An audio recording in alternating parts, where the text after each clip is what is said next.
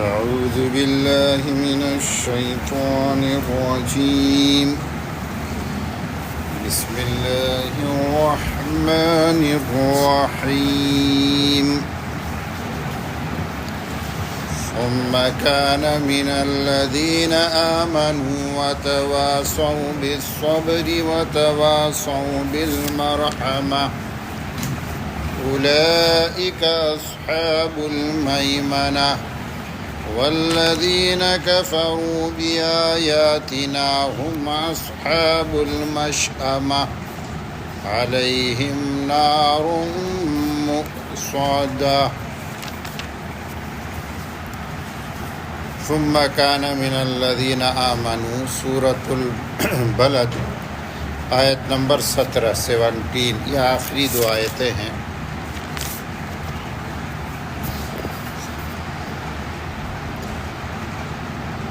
پھر ہوا وہ ان لوگوں میں سے جو ایمان لائے، انہوں نے ایک دوسرے کو صبر کی وصیت کی اور انہوں نے ایک دوسرے کو رحم کی وصیت کی. کل اس کی کچھ تفصیلات بیان ہوئی ہے. اس سے پچھلی آیتوں میں گھاٹیوں کا بیان تھا، یعنی کچھ نیکیاں جن کو کرنا مشکل ہے لیکن کرنا تو پڑے گا. آپ منزل مقصود تک پہنچنا چاہتے ہیں، بیچ میں گھاٹیاں پڑتی ہے، پہاڑی راستے پڑتے ہیں، تو منزل تک پہنچنا ہے تو ان گھاٹیوں سے آپ کو گزرنا پڑے گا،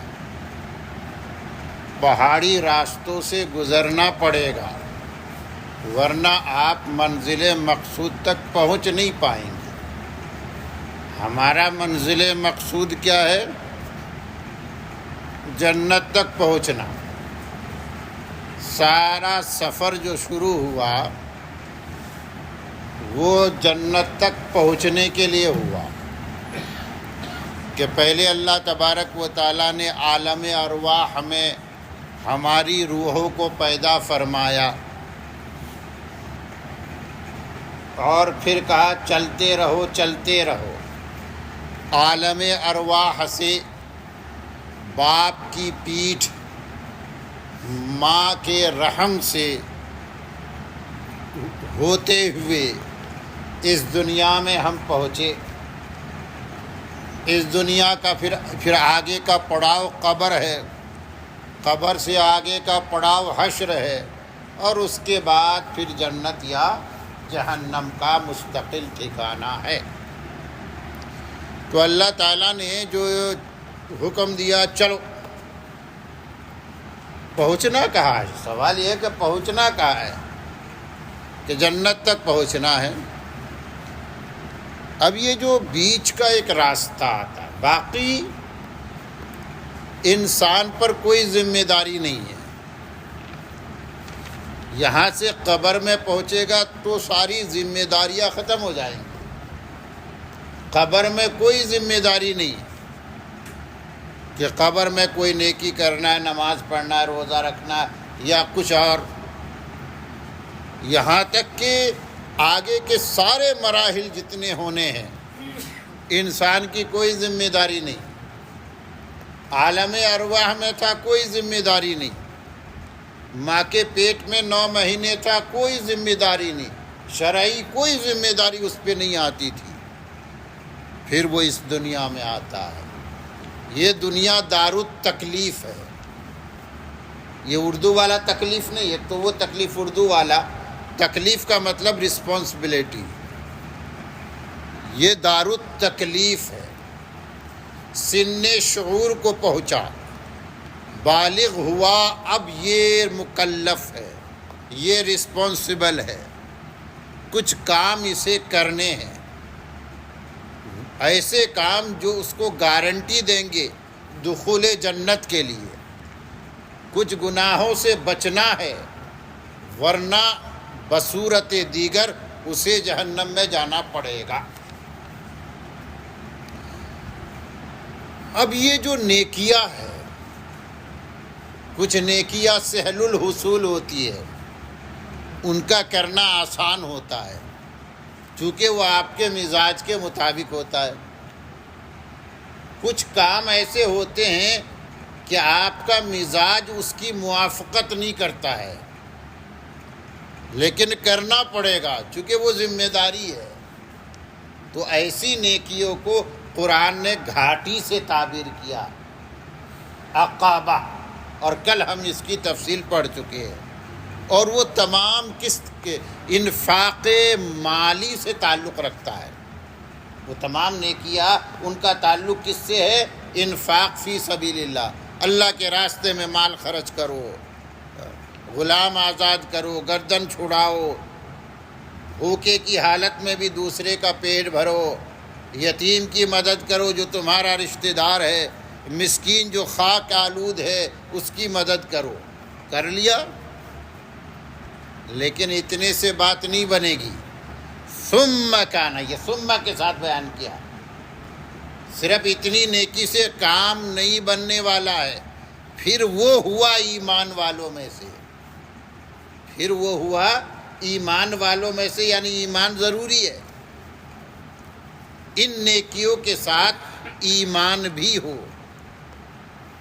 اور جب آدمی مومن ہو اور ان گھاٹیوں سے گزرنے والا ہو، تکلیف بظاہر تکلیف دے نیکیوں کا کرنے والا ہو، تو اسے آگے کیا کرنا ہے؟ فرمایا وَتَوَاصَوْا بِالصَّبْرِ، دو کام بتائے، ایک کام ہے تواصی بالصبر اور دوسرا کام ہے تواصی بالمرحمہ، کہ لوگوں کو بھی نصیحت کرنا ہے، چونکہ اسلام تو یہی کہتا ہے نا، اچھا بنو اور دوسروں کو اچھا بنانے کی کوشش کرو۔ دوسرا اچھا کیسے بنے گا؟ تبلیغ سے، دعوت سے، تواصی سے، ایک دوسرے کو وصیت اور نصیحت کرنے سے۔ یہاں پر جو صبر کی بات آئی تھی، کل یہاں پر آ کے بات رکی تھی کہ صبر کی وصیت کرنا ہے۔ صبر کیا ہے؟ آپ نے بارہا سنا ہے صبر کے تعلق سے۔ صبر کا ایک لغت کا معنی ہے، جب آپ عربک ڈکشنری کھولیں گے اور صبر کا لفظ سرچ کریں گے تو صبر کے آگے لکھا ہوا ہوگا حبس النفس۔ صبر کا معنی حبس النفس، نفس کو روکنا، نفس کو قید کرنا۔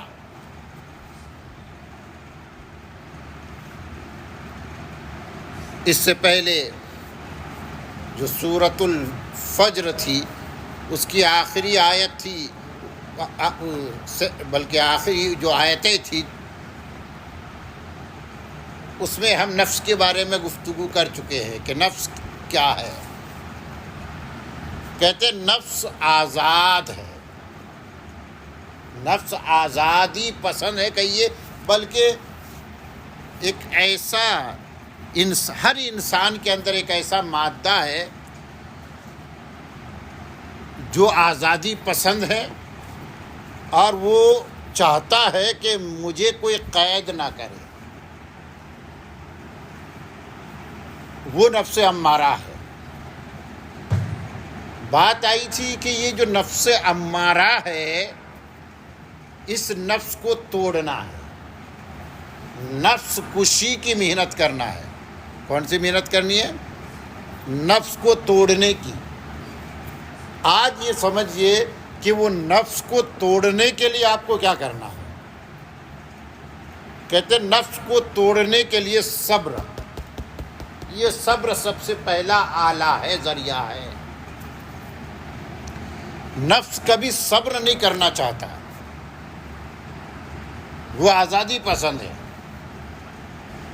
اسے صبر نہیں ہے۔ ہمیں اس کو کہتے صبر پہ لانا ہے،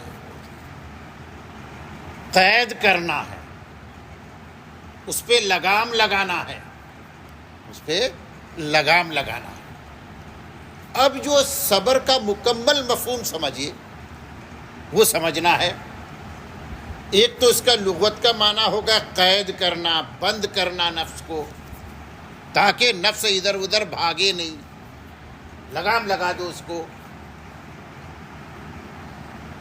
پھر صبر کی 3 قسمیں ہیں، یعنی یہ جو قید کرنا، بند کرنا، کنٹرول کرنا، اس کے 3 مرحلے، 3 مواقع پیش آتے ہیں۔ اس کی ضرورت سب سے پہلے آتی ہے گناہوں سے بچنے کے لیے، جس کو صبر عن المعصیت کہتے ہیں۔ اس دنیا میں گناہوں کی بہت سی شکلیں ہیں۔ ہماری شریعت جن گناہوں سے روکتی ہے، منہیات کا ایک مستقل وسیع باب ہے، یہ نہیں کرنا، یہ نہیں کرنا۔ شروعات ہوتی ہے شرک سے، منہیات کی ابتدا کہاں سے ہوتی ہے؟ شرک سے۔ شرک سب سے بڑا گناہ ہے۔ پھر گناہ، شرک کے بعد گناہ کبیرہ، 7 بڑے گناہ سے پھر شروع ہوتا ہے، اس کے بعد دیگر سارے گناہ۔ گناہ کبیرہ قرآن و حدیث میں جس پر وعید بیان ہوئی ہے، خلاصہ یہ ایسے تمام گناہ۔ پھر گناہ صغیرہ کی بات آتی ہے۔ اللہ تعالیٰ نے جس طرح کبیرہ گناہوں سے روکا ہے، صغیرہ گناہوں سے بھی روکا ہے، اور صغیرہ گناہوں سے بھی رکنا ہے۔ تو یہ جتنے گناہ ہیں، شرک سے جس کا آغاز ہوتا ہے، ان تمام سے رکنے کے لیے صبر کی ضرورت ہے۔ آدمی کے اندر کنٹرولنگ پاور ہوگا تو وہ گناہوں سے رک پائے گا۔ یہاں انسان کو کمزور نہیں پڑنا ہے، صبر کرنا ہے، اپنے آپ کو کہتے کنٹرولنگ پاور بڑھانا ہے۔ انسان کبھی کبھی یہ جو خاص طور پر نشے سے متعلق گناہ ہے، جیسے شراب پینا گناہ ہے، گناہ کبیرہ ہے، انسان کے اندر صبر آ جائے گا تو شراب پینا بھی چھوٹ جائے گا، اور اگر صبر نہیں ہے تو ذرا سا نشہ کا تقاضا ہوگا، پھر چلا جائے گا اس کا قدم، نہ چاہتے ہوئے بھی شراب کھانے کی طرف اٹھ جائے گا۔ کیوں؟ اس کے اندر ابھی صبر نہیں آیا ہے۔ اگر آدمی کے اندر صبر آ جائے گا تو ہر گناہ سے بچ جائے گا۔ حضور اکرم صلی اللہ علیہ وسلم کے زمانے میں جزیرۃ العرب کا ماحول ایسا تھا کہ شراب ان کی گھٹی میں دی جاتی تھی، سب نشہ کرتے تھے۔ کچھ خوش قسمت انسانوں کے بارے میں آتا ہے کہ اس دور میں بھی وہ شراب سے بچے ہوئے تھے، ورنہ سبھی لوگ شراب پیتے تھے۔ لیکن جب وہ شراب والی آیت نازل ہوئی تو تمام شرابیوں نے شراب سے ایسا توبہ کیا کہ پھر اس کے بعد جزیرۃ العرب میں شراب مفقود ہو گئی، پائی نہیں جاتی تھی، اس لیے کہ پینے والے نہیں تھے، تھے تو بہت کم۔ ایسا کیوں ہوا؟ چونکہ ان کے اندر صبر آ گیا تھا کہ گناہوں سے رکنا ہے، چاہے گناہ کیسا بھی ہو۔ تو پہلا صبر ہے صبر عن المعصیت، دوسرا صبر ہے صبر علی الطاعات، نیکی۔ جب نیکی کی بات آئے گی تو نفس اس کو آسانی سے ایکسیپٹ نہیں کرے گا۔ نیکی کرنا ہمیشہ آدمی کے لیے مشکل سمجھا جاتا ہے، نیکی کرنا مشکل ہے، نفس نہیں چاہتا۔ تو اس وقت اپنے آپ کو کنٹرول کرنا ہے۔ آپ نے نیکی کا ارادہ کیا، جو ہی آپ کی آنکھ کھلی، آپ نے الارم رکھا تھا، گھنٹی بجی، آپ کی آنکھ کھلی، فوراً ایک خیال آتا ہے کہ آج ذرا طبیعت ٹھیک نہیں ہے، سو جا، یا خیال آتا ہے 5 منٹ اور لیٹ جا۔ یہ نفس ہے، یہ شیطان ہے۔ نفس اور شیطان، اس وقت اپنے آپ کو کنٹرول کرنا ہے۔ کیا کرنا ہے؟ کنٹرول کرنا ہے کہ نہیں مجھے تو جانا ہے، اپنے آپ کا جو پاور ہے وہ دکھانا پڑے گا نفس کو اور شیطان کو، ورنہ پھر شیطان حاوی ہو جائے گا۔ جب لڑائی ہو رہی ہے تو ایک جیتے گا ایک ہارے گا، تو جیتنے کے لیے تو کنٹرول ہو، اپنے آپ پر کنٹرول ہونا ضروری ہے نا۔ ایک آدمی کشتی کے لیے کھڑا ہے دوسرے پہلوان کے سامنے، اور وہ سیدھا کھڑا بھی نہیں ہو سکتا، اس کا اپنے اوپر کنٹرول ہی نہیں ہے، تو سامنے والے کا مکہ کیسے برداشت کر لے گا؟ وہ دھکا کیسے برداشت کر لے گا؟ تو کھڑا کرو اپنے آپ کو نفس کے مقابلے میں، شیطان کے مقابلے میں کھڑا کرنا ہے۔ اس کا نام ہے صبر علی الطاعات، صبر علی الطاعات۔ اور ایک ہے صبر جس کو ہم عام طور پر صبر سمجھتے ہیں، وہ ہے صبر علی المصیبت، مصیبت پر صبر کرنا۔ اس دنیا میں جیسا کہ ہم نے ابھی پڑھا ہے، لقد خلقنا الانسان فی کبد، اللہ تعالیٰ نے فرمایا کہ ہم نے انسان کو تکلیف میں پیدا کیا ہے۔ تو دنیا کو دار المحن کہتے ہیں، دار المحن والتکلیف، یہ اردو والا تکلیف ہے، یہ جو دار التکلیف ہے یہ اردو والا کلفت سے ہے، کہ یہ کلفت کا گھر ہے، تکلیف کا گھر ہے۔ تو یہاں تکلیفوں کے سامنے بھی سرنڈر نہیں کرنا ہے، مصیبت آتی ہے تو مصیبت کے سامنے کھڑا ہونا ہے، اس کو فیس کرنا ہے، اور ایمانی جذبے کے ساتھ اس کو فیس کرنا ہے۔ تو یہاں پر بھی کھڑا رہنا ہے، ایسا نہ ہو کہ مصیبت آپ کو گرا دے۔ انسان ہے، اللہ تعالیٰ سے دعا کرتے اللہ ہر مصیبت سے بچائے، اور انسان پر مصیبت آتی ہے تو ظاہر ہے وہ ڈگمگاتا ہے، تو ڈگمگانے کے حد تک تو ٹھیک ہے، تھوڑی حرکت آئے گی لیکن گرنا نہیں ہے، چونکہ ایمان گرنا نہیں سکھاتا، ایمان کیا سکھاتا ہے؟ کھڑا رہنا، کہ تمہیں ایمانی جذبے کے ساتھ کھڑا رہنا ہے۔ یہ جو کھڑا رہنا ہے یہ صبر ہے۔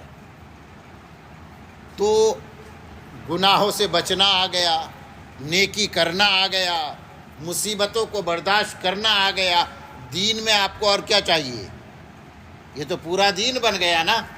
تو صبر یہ پورے دین کی تعبیر بن جاتی ہے، بہت کام کی چیز ہے یہ صبر زندگی میں۔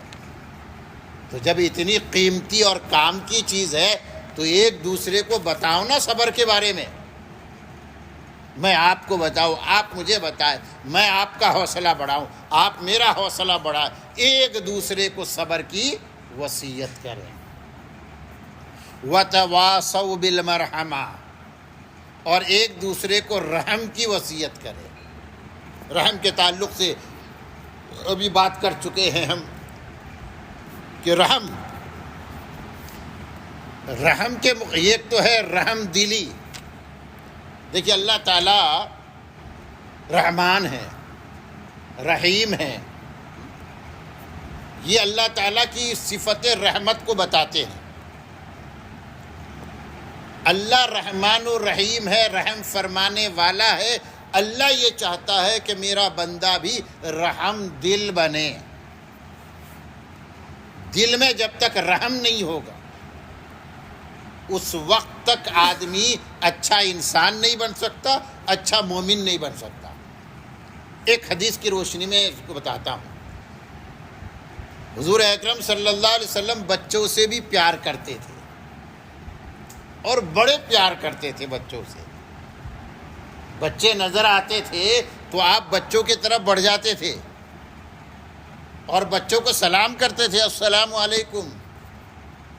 بچوں سے مذاق بھی کرتے تھے، حالانکہ ہم سمجھتے ہیں کہ آپ صلی اللہ علیہ وسلم کی زندگی میں مذاق کی کیا جگہ ہے، آپ تو ہمیشہ سیریس اور سنجیدہ، بے شک سنجیدہ رہے، لیکن بچوں کے درمیان بالکل گھل مل کر بچے بن جاتے تھے، مذاق کرتے تھے، ایک بچے کو دیکھا پرندے سے کھیل رہا ہے، یا ابا عمیر ما فعل النغیر، بعد میں وہ مر گیا تو آپ کہہ یا ابا عمیر ما فعل النغیر، یہ اس طرح کے مذاق آپ صلی اللہ علیہ وسلم سے ثابت ہے۔ آپ صلی اللہ علیہ وسلم کو ایک صحابی نے دیکھا کہ ایک بچے کو، چھوٹے بچے کو آپ پیار کر رہے، بوسہ لے رہے ہیں۔ ایک صحابی کہنے لگے میرے تو اتنے بچے ہیں، میں نے کسی کو بوسہ نہیں دیا۔ تو پھر آپ صلی اللہ علیہ وسلم نے جو کچھ فرمایا اس کا خلاصہ یہی ہے کہ اللہ جس کے دل میں رحم پیدا فرماتا ہے، کہتے اس کے دل میں شفقت کے جذبات آتے ہیں اور وہ اس طرح نمایاں ہوتے ہیں، اور فرمایا جو دل کی نرمی سے محروم کر دیا گیا وہ ہر خیر سے محروم کر دیا گیا۔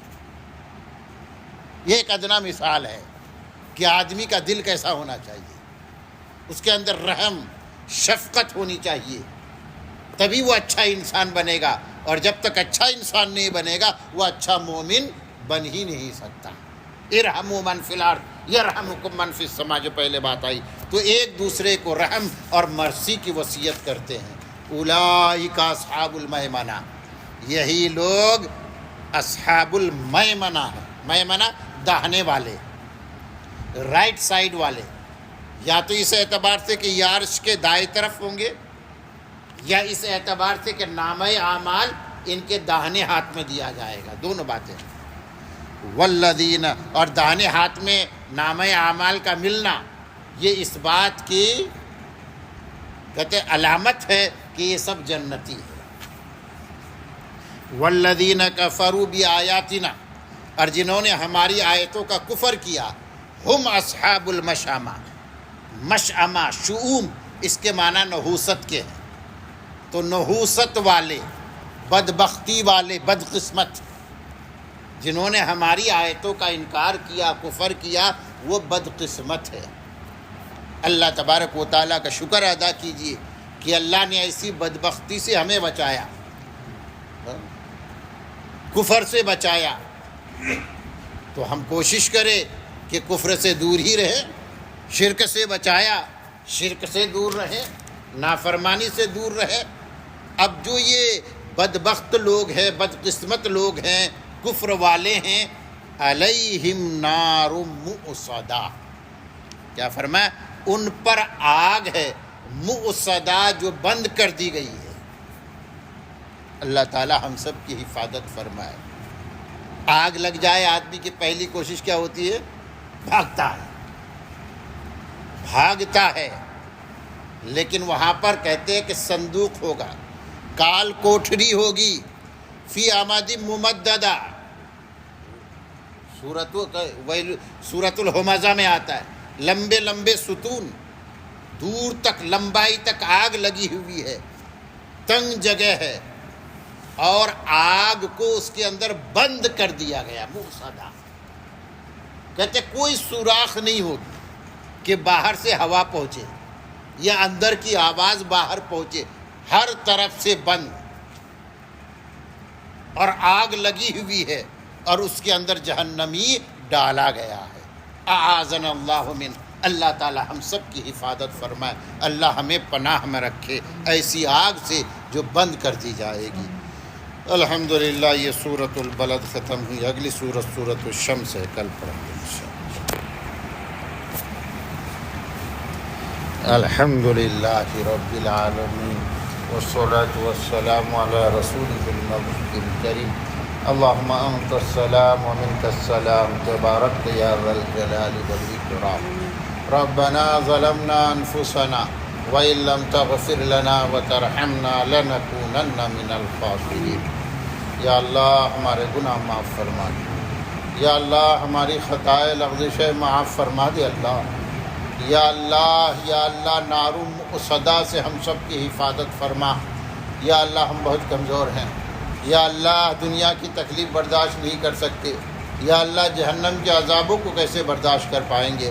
یا اللہ ہمیں صحیح سمجھ عطا فرما دے، یا اللہ ہمیں نیکیوں کی توفیق عطا فرما دے، یا اللہ ہمیں مضبوط ایمان عطا فرما دے، اپنے ایمان پر محنت کرنے والا بنا دے۔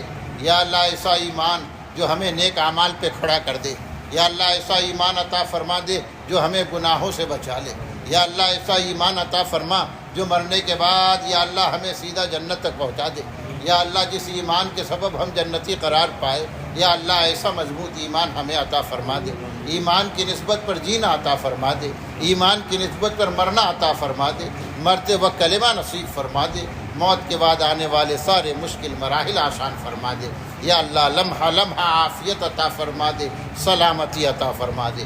سبحان ربک رب العزت عما یصفون وسلام علی المرسلین والحمد للہ رب